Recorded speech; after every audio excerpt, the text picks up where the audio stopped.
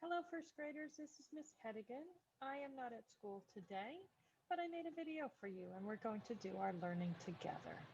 So take out whatever manipulatives you have. Could be counters, cubes, pennies, and a piece of paper and a pencil. Have you got those things? Okay, let's start. So Mrs. Smith has 10 students in her math group. 4 of the math students are boys. So I want you to close your eyes for a minute. I'm going to read it again and try and picture this in your mind. Mrs. Smith has 10 students in her math group. 4 of the math students are boys. Can you see that? Can you see Mrs. Smith in your mind? Can you see her 10 students? 4 of them are boys. So I want you to think about what math questions could we ask? What's the story about? And what are you wondering? So take a minute to think. Retell this story in your mind. What do you know?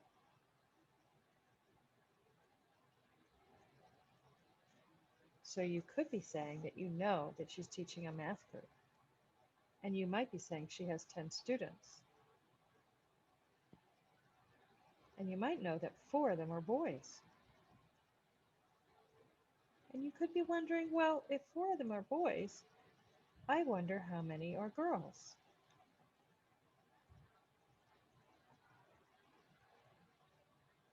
There's our wondering. So how many students in her math group are girls?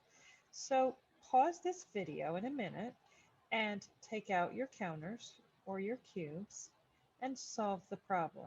You know there's 10 students. You know 4 of the students are boys. How many are girls? And then write your thinking on your piece of paper. So pause the video now and solve that problem. So first graders, here's how I solved it. Here were my 10 students in Mrs. Smith's math group, and I drew 1 for each of the counters that I built. And here are the 4 that are boys, so the rest are girls. And then I counted those. Count with me. 1, 2, 3, 4, 5, 6. There's 6 girls.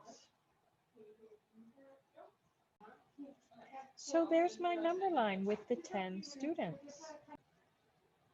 And I know that 4 of these students are boys. And so the rest of the students are girls. So I can use addition to help me solve this problem by adding on from the 4 boys. Will you count with me? 1, 2, 3, 4, 5, 6. So the rest of the students are girls. There's 6 girls. So I solved 10 minus 4 equals 6. And the way I solved that was thinking about addition. I thought about 4 plus how many more will get me to those 10 students. And I counted on from 4. And I knew 4 plus 6 equals 10. Can you look at your work and my work and compare them? What's the same about yours? What's different? So first graders, we've been talking about different subtraction strategies.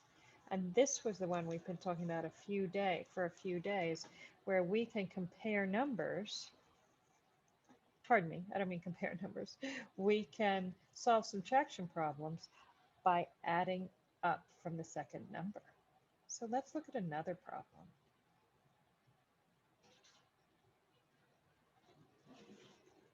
Oh, sorry, before the other problem, I forgot.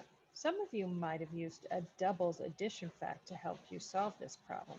If you didn't, can you think for a minute, how could I use doubles to help me? You might have thought about 4 boys and thought about 4 plus 4 is 8. So I'm almost at that 10. So I have 4 more to get me to 8. And then I had 2 more to get me to 10. And there's the 6 girls. There's another math group. So first graders in Mrs. Smith's second math group, there are 5 girls. She has 12 math students in this group. How many of these students are boys? I'm going to read it again, and can you picture it in your mind? So you can close your eyes if you want. She has a second math group. There are 5 girls. She has 12 math students in this group. So can you see that? It's her next math group.